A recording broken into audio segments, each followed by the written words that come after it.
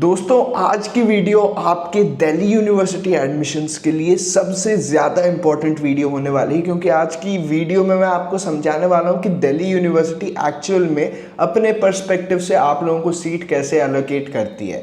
इस वीडियो को अगर आपने अच्छे से समझ लिया तो आपको यार प्रेफरेंस शीट को क्रैक करने का मेथड समझ गए हो। आप ये भी समझ जाओगे कि दिल्ली यूनिवर्सिटी आपको कौन सी सीट देने वाली है, कैसे देने वाली है, आपको क्या क्या करना है। और बहुत सारे बच्चे होते हैं जैसे लास्ट ईयर उनके 700 स्कोर आए, 750 स्कोर आए, लेकिन वो ऑफ कैंपस में पढ़ रहे हैं, साउथ कैंपस में पढ़ रहे हैं। इस साल भी बहुत बच्चे होंगे जिनके 600 400 स्कोर आए हैं, लेकिन वो एडमिशन नहीं ले पाएंगे क्योंकि वो अपनी प्रेफरेंस शीट में गलतियां करेंगे। इसलिए ये वीडियो बहुत ज़रूरी है, आप इसमें पूरी प्रोसेस समझोगे। थोड़े 5-10 मिनट लेंगे क्योंकि ऐसी बातें हैं जो आपको यूट्यूब पे पहले किसी ने बताई भी नहीं होगी। सुमित भैया ने लास्ट ईयर बताई हो सकती है, लेकिन DU बडी के अलावा किसी ने ये नहीं बताई होगी पूरी प्रोसेस। और इसे पूरी डिटेल में ब्रेक डाउन भी करेंगे क्योंकि आप इसे पहली बार सुन रहे हो, आप अच्छे से समझ पाओ इस चीज़ को। तो वीडियो को स्टार्ट करते हैं बिना किसी देरी के। और ये जो पूरी प्रोसेस रहती है ना, 3 स्टेप, फेज़ 1, फेज़ 2, फेज़ 3 आपके लिए होती है, लेकिन दिल्ली यूनिवर्सिटी के पर्सपेक्टिव से ये अलग प्रोसेस होती है। फेज़ 1 में आप बता रहे हो दिल्ली यूनिवर्सिटी में आना चाहता हूँ, फेज़ 2 में आप बता रहे हो दिल्ली यूनिवर्सिटी में कि हाँ मैं इन कॉलेज और इन कोर्स में आना चाहता हूँ, फेज़ 3 में आप ही बता रहे हो कि हाँ आपने जो सीट मुझे दी है वो मैं एक्सेप्ट करता हूँ। लेकिन दिल्ली यूनिवर्सिटी के पर्सपेक्टिव में ये 3 अलग अलग स्टेप में होती है। पहले आपकी एक रैंकिंग लिस्ट बनती है क्योंकि लाखों बच्चे दिल्ली यूनिवर्सिटी में अप्लाई करते हैं। 2.5 लाख रजिस्टर आ गई थी CSAs फेज़ 1 में अभी तक के। तो यार आप सोच सकते हो अभी तक की तो डेडलाइन भी नहीं आई है, बहुत बच्चे सर्टिफिकेट्स वगैरह के लिए रुके हैं और इतने सारे बच्चे हैं, 70,000 ऑलमोस्ट सीट रहती है। तो ये कैसे रैंकिंग लिस्ट बनती है ये समझाने वाला हूँ। इसके बाद आप लोगों की एलिजिबिलिटी चेक की जाती है कि 2 लिस्ट बनती है एक्चुअल में, ये भी थोड़े फ्यूचर में अभी वीडियो में समझेंगे। उसमें एलिजिबिलिटी चेक की जाती है आपकी, और आखिर में आप लोगों को एलोकेट कैसे की जाती है सीट, ये भी डाउट को सॉल्व करेंगे। तो बहुत सारे डाउट सॉल्व होने वाले हैं, आपके डिटेल में सॉल्व होने वाले हैं। जल्दी से वीडियो को लाइक कर दो क्योंकि यूट्यूब पे और कोई नहीं करेगा। और वीडियो में आगे बढ़ते हैं, अभी रैंकिंग लिस्ट को समझते हैं। तो सबसे पहले आप ये समझो, दिल्ली यूनिवर्सिटी में एडमिशन लेने के लिए आपकी 2 लिस्ट बनती है, ठीक है। सबसे पहले एक लिस्ट एलिजिबिलिटी के अकॉर्डिंग 1000 के आउट ऑफ आप लोग मुझे कट ऑफ पूछते हो लाइव सेशन में, अपने व्हाट्सएप में मैसेज डालते हो कि भैया इतना स्कोर आ गया आउट ऑफ 1000, मेरे को एडमिशन मिल सकता है क्या। तो ये जो बच्चे नहीं समझते हैं इस बात को, ये समझ लो 1000 में यानी कि 4 सब्जेक्ट्स में से आपकी एलिजिबिलिटी गिनी जाती है। 1 लैंग्वेज प्लस 3 डोमेन वाला मोस्टली ये कॉम्बिनेशन रहता है, और ये एक कट ऑफ लिस्ट बनती है इस 1000 के स्कोर के बेसिस पे। दूसरी लिस्ट एक बनती है जो रहती है साइंस के कोर्सेज के लिए, BMS के लिए, BBA के लिए, जिनमें मतलब 3 ही सब्जेक्ट्स आपके गिने जा रहे हैं। कभी कभी एक लैंग्वेज इंक्लूड होती है। साइंस के कोर्सेज में BSc वाले प्रोग्राम्स में, BSc वाले सब्जेक्ट्स में लैंग्वेज भी इंक्लूड नहीं होती है। तो ये बनती है आउट ऑफ 750। सिंपल सा गणित है कि 250 का एक सब्जेक्ट है, यानी कि 4 सब्जेक्ट की कट ऑफ 1000 के बन रही है, 3 सब्जेक्ट की 750 की। तो सबसे पहले दिल्ली यूनिवर्सिटी क्या करता है, जितने भी बच्चे 1000 वाली लिस्ट के लिए एलिजिबल है उनकी एक रैंकिंग लिस्ट बनाता है, और फिर एक 750 वाली लिस्ट के लिए जितने भी बच्चे एलिजिबल है उनकी एक लिस्ट बनाता है। अब यहाँ पे पॉसिबल है कि आप दोनों लिस्ट में हो, वो कैसे मैं समझाता हूँ। लेकिन सबसे पहले देखते हैं, यहाँ पे आप देख सकते हो मैंने 5-6 बच्चे ले रखे हैं। आप लोगों को वीडियो बोरिंग नहीं करनी थी, आप लोगों को समझाना भी क्लियरली, इसलिए। तो कृष्णा, श्याम, राम, प्रेम, विशाल 1000 वाली लिस्ट में है। सोनू, सुमित, विशाल, टिमी और किम 750 वाली लिस्ट में है। अब यहाँ पे आप देख सकते हो 966 कृष्णा का मतलब हाईएस्ट स्कोर आया है, फिर 950 श्याम का आया है, राम का 920 आया है, प्रेम का 920 आया है और विशाल का 900 आया है। अब ऐसा सिनारियो जो राम और प्रेम के साथ आ रहा है कि 920 सिमिलर स्कोर आपके साथ भी आया होगा, क्योंकि बहुत बच्चे दे रहे हैं इस एग्जाम को और सेम स्कोर बहुत बच्चों का आ सकता है। तो राम प्रेम के ऊपर क्यों है, इस बात को समझने के लिए हमें टाई ब्रेकिंग के रूल समझने हैं दिल्ली यूनिवर्सिटी के। अब जब 2 बच्चों के सेम स्कोर आते हैं CUET में, 7 डिजिट्स तक के वो मतलब CUET नॉर्मलाइज स्कोर आपको मिलता है, फिर भी बहुत बच्चों के सिमिलर स्कोर आ जाते हैं, तब दिल्ली यूनिवर्सिटी क्या करता है, आपने जो 12th के मार्क्स एंटर किए ना उसमें से बेस्ट 3 दिखेगा, उन तीनों को ऐड करेगा, और फिर आपके जो भी कंपेटिटर है जिसके सेम मार्क्स है उन तीनों को ऐड करेगा। ऐसा ही राम और प्रेम के साथ हुआ, इन तीनों को ऐड किया, जिसका ज़्यादा आया वो ऊपर। अगर इनमें भी सेम आ गए बेस्ट 3 में तो बेस्ट 4 पे जाएगा, उसमें भी सेम आ गए तो बेस्ट 5 में जाएगा, बेस्ट 5 में भी सेम आ गए तो 10th के एग्रीगेट मार्क्स पे जाएगा, और 10th के मार्क्स भी सेम आ गए तो वो एज के अकॉर्डिंग जाएगा। तो यहाँ पे अगर आप दो बच्चों का सेम स्कोर देख रहे हो, राम और प्रेम का, तो राम प्रेम के ऊपर इसलिए है क्योंकि उसके या तो बेस्ट 3 में, बेस्ट 4 में, बेस्ट 5 में या फिर 10th के मार्क्स में, ऐसे एक एक करके क्राइटेरिया में एक जगह उसके ज़्यादा मार्क्स थे, इसलिए राम प्रेम के ऊपर है। ऐसी आपकी पूरी रैंकिंग लिस्ट बनेगी। और ये बात समझना बहुत ज़रूरी है यहाँ पे कि दो बच्चे रैंकिंग में सेम जगह नहीं आएंगे, वो अलग अलग ऊपर नीचे होंगे ही। अब ये बात आप समझ गए हो तो हम अपने स्टेप 2 पे मूव ऑन करेंगे, जो रहता है एलिजिबिलिटीज़ का। अब एलिजिबिलिटी में दो सिनारियो बन सकते हैं। अगर आप एक साइंस के स्टूडेंट हो, मोस्टली क्योंकि ये साइंस के बच्चों के साथ होता है, आप दो लिस्ट के लिए एलिजिबल हो जाओगे क्योंकि आपने 3 डोमेन दिए हैं, एक लैंग्वेज दी है। तो आप सिनारियो 1 में BA ऑनर्स के कोर्सेज के लिए एलिजिबल हो गए हो, BCom के कोर्सेज के लिए एलिजिबल हो गए हो क्योंकि आपने मैथ्स दे दिया, 3 सब्जेक्ट दे दिए। और ऐसा ही सिनारियो विशाल के साथ भी हुआ है, उसके 1000 में से 900 आए हैं आपकी, उसकी एक लैंग्वेज प्लस 3 डोमेन वाले कॉम्बिनेशन में, और 3 साइंस के सब्जेक्ट्स में, फिजिक्स केमिस्ट्री बायो में, उसका कॉम्बिनेशन बन रहा है 705 का। अब विशाल एलिजिबल है बहुत सारे कोर्सेज के लिए, almost all courses of Delhi university के लिए। लेकिन यहाँ पर सुमित एक ऐसा लड़का है जिसने बस अपने आर्ट्स के ही सब्जेक्ट पढ़े थे 12th में, तो वो साइंस की एलिजिबिलिटी वो दे ही नहीं सकता। BCom के लिए भी वो एलिजिबल नहीं है क्योंकि उसने मैथ्स नहीं पढ़ा था, तो वो बस एक ही लिस्ट में आएगा 1000 वाली। ऐसे करके आप देखोगे जो हमने 2 लिस्ट स्टार्टिंग में बनाई थी, 1000 की एक लिस्ट बनेगी, 750 की एक लिस्ट बनेगी। अब यहाँ पे विशाल जो 2 एलिजिबिलिटी सिनारियो 1 में बना था, विशाल अपनी 1000 वाली लिस्ट में भी एक पोजीशन पे है और 750 वाली लिस्ट में भी एक पोजीशन पे है। अब आप लोग समझ गए हो कि रैंकिंग लिस्ट कैसे बनती है, आप उसके लिए एलिजिबल कैसे होते हो। अब हम मूव ऑन करेंगे तीसरे स्टेप पे, जो होता है आप लोगों का एलोकेशन। दिल्ली यूनिवर्सिटी आपको सीट कैसे देती है इस रैंकिंग के अकॉर्डिंग, एलिजिबिलिटी के अकॉर्डिंग। यहाँ पे आप लोगों की प्रेफरेंस लिस्ट का मतलब आता है कि मीनिंग आता है आप लोग प्रेफरेंस लिस्ट इतनी डिटेल में बना क्यों रहे हो। अब हम 1000 वाली लिस्ट को सबसे पहले लेते हैं, जहाँ पे अपने 5 बच्चे थे, कृष्णा, श्याम, राम, प्रेम और विशाल। इनके स्कोर भी आपको लेफ्ट साइड पे दिख रहे हैं। और सबसे पहले हम कृष्णा को पकड़ते हैं। उसने अपनी प्रेफरेंस लिस्ट बनाई है, उसने रखा है पॉल साइंस ऑनर्स हिंदू में, हिस्ट्री ऑनर्स हिंदू में, हिस्ट्री ऑनर्स सेंट स्टीफेंस में, फिलोसफी, पॉल साइंस, हिस्ट्री, और ऐसे करके बहुत सारी प्रेफरेंसेस उसने अपनी लिस्ट में बढ़ी है। अब यहाँ पे 966 स्कोर आया है कृष्णा का, जो है सबसे ज़्यादा स्कोर, मतलब पूरी लिस्ट में, रैंकिंग लिस्ट में नंबर 1 आ रहा है। अब दिल्ली यूनिवर्सिटी क्या करेगी, पहले कृष्णा को देखी क्योंकि वो रैंकिंग में नंबर 1 है, उसको लेगी सबसे ऊपर वाले बच्चे को, फिर उसकी प्रेफरेंस लिस्ट पे जा रही है, यानी कि ये वाली लिस्ट पे, प्रेफरेंस लिस्ट पे जा रही है। यहाँ पे वो देख रही है कि फर्स्ट प्रेफरेंस क्या है उसकी। अब कृष्णा के ऊपर कोई बच्चा ही नहीं है, उसको मतलब फर्स्ट प्रेफरेंस मिलनी चाहिए कि नहीं, आप खुद सोचो। मिलनी चाहिए, क्यों? क्योंकि उसके ऊपर कोई बच्चा नहीं है, सबसे पहली सीट उसी को एलोकेट होगी, तो उसको पॉल साइंस ऑनर्स हिंदू मिल जा रहा है प्रेफरेंस में नंबर 1। अब वो नेक्स्ट जाएगी शाम पे, शाम के लिए भी अवेलेबल है सीट पॉल साइंस वाली, तो उसको मिल जाएगी। फिर राम पे जाएंगी, राम पे भर गई तो फिर वो नेक्स्ट उसकी प्रेफरेंस पे जाएगी। इसको थोड़ा डिटेल में समझने के लिए हम देखते हैं विशाल की प्रेफरेंस लिस्ट। अब कृष्णा को एलोकेट हो गई ये सीट, श्याम को एलोकेट हो गई सीट, राम को एलोकेट हो गई सीट, प्रेम को एलोकेट हो गई सीट, और ऐसे करके पूरा एल्गोरिदम पहुंचा है विशाल तक के। अब विशाल का आया है 900 स्कोर, ठीक है। केमिस्ट्री ऑनर्स सेंट स्टीफेंस के लिए 750 में से कट ऑफ है, तो इसको तो इग्नोर कर देंगे। फिर फिजिक्स ऑनर्स सेंट स्टीफेंस का 750 में से कट ऑफ है, इसमें भी हम विशाल को इग्नोर कर देंगे। BMS के लिए 750 कट ऑफ है, इसमें भी विशाल इग्नोर हो जाएगा।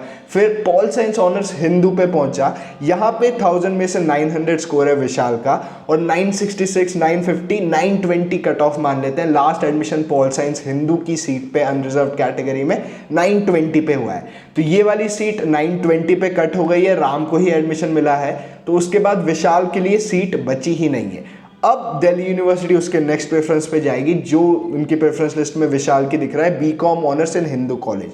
यहाँ पे विशाल का 900 स्कोर है, एक सीट बची है क्योंकि कट ऑफ जा रहा है, आखिरी एडमिशन जा रहा है 800 पे या 880 पे, तो यहाँ पे विशाल को एक सीट मिल जाएगी BCom ऑनर्स हिंदू की।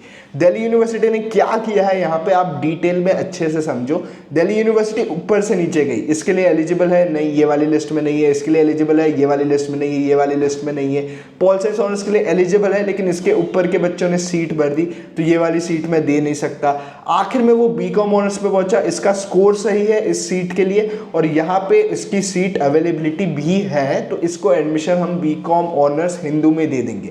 इसके नीचे दिल्ली यूनिवर्सिटी जाएगा ही नहीं। आप देख सकते हो बीकॉम ऑनर्स की सीट मिल गई। ये पूरे नीचे के जितने भी 100, 200, 300 प्रेफरेंस है उस पर दिल्ली यूनिवर्सिटी जाएगा ही नहीं। अगर ऊपर से नीचे जा रहा है कोई भी जो फर्स्ट एलिजिबिलिटी है कि हाँ इसमें हम इसको सीट एलोकेट कर सकते हैं, उसमें वो सीट एलोकेट कर देगा। लेकिन ये जो एक लिस्ट वाले बच्चे हैं इनके लिए तो यही पूरा प्रोसेस रहता है, यहीं पे पूरा प्रोसेस खत्म। जैसे कृष्णा के लिए पहले में ही हो गया था, श्याम के लिए भी पहले में ही हो गया था, लेकिन विशाल एक साइंस का स्टूडेंट है, उसकी 2 लिस्ट में कट ऑफ बन रही है, यानी कि उसका 1000 में से भी स्कोर बन रहा है और जिन जिन कोर्स में 750 में से भी एलिजिबिलिटी है उस लिस्ट में भी विशाल आ रहा है। 750 वाली लिस्ट पे मूव ऑन करने से पहले मैं आपको बताना चाहता हूँ कि आपकी प्रेफरेंस लिस्ट कितनी इंपॉर्टेंट होती है। यहाँ पे आप देख सकते हो किसी ने भी गलत प्रेफरेंस लिस्ट यहाँ पे बना देती, मान लेते विशाल बीकॉम को ही ऊपर रख देता तो उसके केमिस्ट्री वगैरह बाकी कोर्सेज कंसिडर ही नहीं होते और उसको चाहे केमिस्ट्री में एडमिशन चाहिए था, गलत इन्फॉर्मेशन के कारण उसको कोई गलत कोर्स में एडमिशन मिल जाता, फिर उसके 4 साल बर्बाद हो जाते। और ये प्रॉब्लम इतनी बड़ी है ना क्योंकि यूट्यूब पे 40 साल के लोग आपकी प्रेफरेंस लिस्ट बना रहे हैं, 5-6 साल पास आउट होकर लोग आपकी प्रेफरेंस लिस्ट बना रहे हैं जिन्होंने कभी प्रेफरेंस लिस्ट बनाई भी नहीं है या फिर दिल्ली यूनिवर्सिटी में कदम भी नहीं रखा। अब इस प्रॉब्लम को सॉल्व करने के लिए as a Delhi University back startup हम दिल्ली यूनिवर्सिटी में हैं, बच्चों से कनेक्ट कर रहे हैं, 5-6 साल से हम बच्चों के एडमिशन में हेल्प भी कर रहे हैं। हमने सीनियर्स को ही बिठा दिया है ऐप पे आप लोगों की प्रेफरेंस लिस्ट बनाने के लिए। तो आप DUBD पे जा सकते हो, कनेक्ट विद सीनियर फीचर पे जा सकते हो, वहाँ से Miranda House, Saint Stephen's, Shri Ram College of Commerce, जो भी कॉलेज के बच्चे चाहिए आप उनसे कनेक्ट कर सकते हो। आधे घंटे बैठे हुए वीडियो कॉल पे जितना भी समय लग रहा है अपनी प्रेफरेंस लिस्ट बनाओ क्योंकि ये बहुत इंपॉर्टेंट समय है आप लोगों के लिए। गलत प्रेफरेंस लिस्ट बना ली तो यार आप इस लिस्ट में ही नहीं रहोगे रैंकिंग वाले, आपको एडमिशन ही नहीं मिलेगा। यही बात बोलते हुए हम 750 वाली लिस्ट पे मूव ऑन करते हैं। तो अब ये सेकंड चीज़ समझने के लिए हम जाएंगे 750 वाली लिस्ट पे, जहाँ पे आप देख सकते हो विशाल अपना है 3rd पोजीशन पे। मतलब ये वाले लिस्ट में विशाल थोड़ा लोअर लेवल पे था क्योंकि साइंस का स्टूडेंट था, लोअर मार्क्स स्कोर किए थे। और ये वाली लिस्ट पे लेकिन विशाल बहुत हाई पोजीशन पे है, 3rd पोजीशन पे आ गया है। तो यहाँ पे दिल्ली यूनिवर्सिटी क्या करेगा? अब विशाल की ही लिस्ट देखते हैं। सोनू वगैरह के लिए तो सेम प्रोसीजर होगा क्योंकि वो एक ही लिस्ट में आया है लास्ट वाले बच्चों जैसे कि कृष्णा के साथ हुआ था, श्याम के साथ हुआ था। लेकिन यहाँ पे विशाल दूसरे लिस्ट में आया है, ठीक है। उसकी प्रेफरेंस लिस्ट सेम ही देखी जाएगी 750 वाले स्कोर पे भी। अब 750 वाले स्कोर पे दिल्ली यूनिवर्सिटी देखेगा कि भाई तेरे लिए केमिस्ट्री ऑनर्स में जगह है क्या, तेरे लिए फिजिक्स ऑनर्स में जगह है क्या, तेरे लिए BMS में जगह है क्या, तेरे लिए पॉल साइंस में जगह है क्या, तेरे लिए बीकॉम में जगह है क्या, ये सारी चीज़ें वो देख रहे हैं। बीकॉम ऑनर्स विशाल को अलॉट हो गया था लास्ट वाली प्रेफरेंस लिस्ट में यानी कि 1000 वाली लिस्ट में, तो इसलिए बीकॉम ऑनर्स हंसराज या फिर उसके नीचे जितने भी प्रेफरेंसेस है ये देखी ही नहीं जाएंगी। अब बस बीकॉम ऑनर्स हिंदू के ऊपर की जो 3-4 प्रेफरेंस है एल्गोरिदम उसको देखेगा, जो 750 स्कोर से एलिजिबल है उसको देखेगा। अब सोनू को केमिस्ट्री ऑनर्स वाली सीट मिल गई, सुमित के कट ऑफ में फिजिक्स ऑनर्स वाली सीट मिल गई सेंट स्टीफेंस में, बचा विशाल का कट ऑफ आया, ये दोनों पूरी सीट्स भर गई है इन दोनों कोर्सेज में। तो 3rd वाले में उसको जगह मिल रही है BMS शहीद Sukhdev college of business studies में। तो अब यहाँ पे दिल्ली यूनिवर्सिटी क्या कर रहा है, विशाल को ये वाली सीट अलॉट कर देगा क्योंकि इसमें एलिजिबिलिटी उसकी है। अब ये वाली सीट का क्या हुआ, वो 2 लिस्ट में एलिजिबल था, जिस भी लिस्ट में उसकी प्रेफरेंस हायर है जो उसको अलॉट हो रही है वो वाली इसको मिल जाएगी विशाल को। तो यहाँ पे BMS की सीट फाइनली विशाल की ज़िंदगी में आती है। अब ये थोड़ा कंक्लूड करता हूँ, दिल्ली यूनिवर्सिटी आपके स्कोर के अकॉर्डिंग, यानी कि कोई भी 2 रैंक सेम नहीं होती है, आपके स्कोर के अकॉर्डिंग, आपकी पोजीशन के अकॉर्डिंग आपकी प्रेफरेंस लिस्ट में ऊपर से नीचे जाता है। जिस भी पोजीशन के लिए आप एलिजिबल हो, जिस भी सीट के लिए आप एलिजिबल हो, बेस्ट उसके ऑप्शन में अगर वो सीट अवेलेबल है उस सीट की अवेलेबिलिटी देख के आपको बेस्ट सीट मिलेगी आपके स्कोर के अकॉर्डिंग। और ये रैंक है, ठीक है, आपकी रैंक बनेगी, ये कंप्लीट रैंक बनेगी। अभी नहीं बनी है क्योंकि सारे बच्चों ने अप्लाई ही नहीं करा है, लेकिन ये कल परसों यानी कि 15 तारीख तक के आपको सिमुलेटेड रैंक्स वगैरह दिखेगी, फिर जाके आपकी एडमिशन एलोकेशन ऐसे ही होगी। अब कुछ थोड़े कंक्लूजन्स देखते हैं कि आपको क्या नहीं करना चाहिए यहाँ पे। अब यहाँ पे मैं आखिर में आप लोगों को कंक्लूजन्स बताना चाहता हूँ कुछ जो आपको इस वीडियो से ले जाने हैं। आपको अपनी प्रेफरेंस लिस्ट स्कोर के अकॉर्डिंग बनानी ही नहीं है। क्यों? अब समझो, मान लेते हैं 430 किम का स्कोर आया है और किम को मालूम ही नहीं उसके ऊपर कितने बंदे हैं, क्योंकि रैंकिंग तो अभी बनी ही नहीं है, रैंकिंग आप लोगों को पता ही नहीं चलेगी एंड तक की कि आपकी पोजीशन कहाँ आ रही है। अब किम सोच रही है कि भाई यार मेरे को तो 430 ही आया, मैं ये ऊपर वाले रख के क्या करूँगी, किम को मालूम नहीं है कि वो 5th पोजीशन पे है रैंकिंग में, क्योंकि हो सकता है सारे बच्चों के खराब स्कोर आए हो।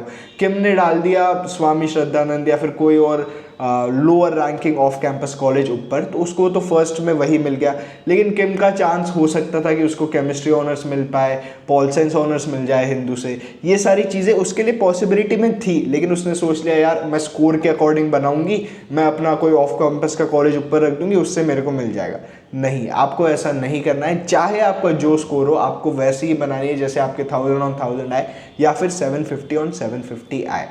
नेक्स्ट कंक्लूजन, दो पीपल का सेम स्कोर कभी नहीं होता, ये समझो अच्छे से, क्योंकि बहुत बच्चे ऐसे सोचेंगे कि भैया यार मेरा 720 है, मेरे दोस्त का भी 720 है, उसने अपनी प्रेफरेंस लिस्ट में केमिस्ट्री ऑनर्स ऊपर रखा है सेंट स्टीफन से, मैं अगर अपना कोई नीचे वाला ऊपर रख दूंगा तो मेरे को पहले एडमिशन मिल जाएगी। ऐसा होता ही नहीं है। दिल्ली यूनिवर्सिटी पहले एक रैंकिंग लिस्ट बनाता है, दो बच्चे सेम स्कोर पे कभी रहेंगे ही नहीं, टाई ब्रेकिंग के इतने रूल्स हैं। अब वो एक एक रैंक के, अब दिल्ली यूनिवर्सिटी का एल्गोरिथम एक एक रैंक से होते हुए जाता है। पहले सोनू को करेगा, फिर सुमित को करेगा, फिर विशाल को करेगा, टिमी को करेगा, किम को करेगा। यहाँ पे भी आप देख सकते हो सेम स्कोर वाला जो भी ऊपर है रैंकिंग में, पहले उसके लिस्ट के थ्रू जाएगा, सीट अवेलेबल है उसको दे देगा, फिर वो दूसरे बच्चे तक के आएगा। तो जो भी आप सोच रहे हो कि यार मेरे दोस्त ने ये कर दिया, वो बोल रहा है कि मैं नीचे वाली ऊपर रख दूंगा तो मेरे को पहले प्रेफरेंस में मिल जाएगी, ऐसा नहीं रहता है। आप कंपीट कर रहे हो लेकिन आपकी इंडिविजुअली ही पूरी स्क्रीनिंग हो रही है आपकी रैंक के अकॉर्डिंग। तो दो बच्चों का सेम स्कोर नहीं होता है। इस डिल्यूजन में नहीं रहना कि मैं मतलब नीचे वाली प्रेफरेंस ऊपर डाल दूंगा तो मुझे कॉलेज पहले मिल जाएगा, ऐसे नहीं होगा। अगर आपके पास चांस का आपको मालूम ही नहीं है कि आपके पास ऊपर वाले कॉलेजेस का भी चांस हो, you can be lucky at any score, ये डीन ऑफ एडमिशंस ने बोला था। तो अपनी प्रेफरेंस लिस्ट वैसे ही बनाना जैसे आपका फुल स्कोर आया हो। नेक्स्ट, आपको पर्सनलाइज प्रेफरेंस लिस्ट बनानी है, ये बहुत ज़रूरी है। इसके लिए मतलब कनेक्ट विद सीनियर फीचर भी आया है, बहुत सारी हम वीडियोस भी बनाते हैं। प्रेफरेंस लिस्ट अपने हिसाब से बनाना, 5-10 मतलब लोगों की बैच में, हज़ारों लोगों की बैच में आप बैठ रहे हो, सेम प्रेफरेंस लिस्ट कॉपी कर रहे हो। कैसे? आप लोगों की प्रेफरेंस लिस्ट वो कैसे जानता है, आप लोगों की चाहत वो कैसे जानता है जो आपकी मतलब ऐसी पूरी प्रेफरेंस लिस्ट बना ले रहा है। तो ये 1-on-1 बनवाना या फिर खुद बैठ के एक एक करके काम करना बहुत ज़रूरी है, क्योंकि आपने गलत प्रेफरेंस लिस्ट बना ली तो बहुत प्रॉब्लम्स आएगी, एडमिशन भी आप लोगों को नहीं मिल सकता है। तो ये 3-4 कंक्लूजन थे हमारे इस पूरे वीडियो से। होपफुली आप लोगों को ये पूरी बात समझ आ गई है, मैंने मतलब इतनी डिटेल में वीडियो बनाई है। तो जल्दी से यार चैनल को सब्सक्राइब कर दो, क्योंकि ऐसी वीडियो सिर्फ DU बडी ही आप तक के लेके आता है। लास्ट ईयर भी सिर्फ सुमित भैया ने ये बनाई थी, इस साल भी सिर्फ मैं ही बना रहा हूँ इस वीडियो को। और ये वीडियो के बाद आपको यार प्रेफरेंस में कोई भी और डाउट्स नहीं रहेंगे। अगर डाउट है तो कमेंट्स में डाल दो, लाइव सेशन ले लेंगे हम लोग, एक और वीडियो बना देंगे आपके डाउट सॉल्व करने के लिए। हम लोग यहाँ पे बैठे हैं आपकी दिल्ली यूनिवर्सिटी एडमिशन्स के लिए। और वीडियोज़ भी ऐसी आ रही है जो आपकी मदद करेगी एडमिशन्स में। तो चैनल को सब्सक्राइब कर लेना और नेक्स्ट वीडियो में मिलते हैं।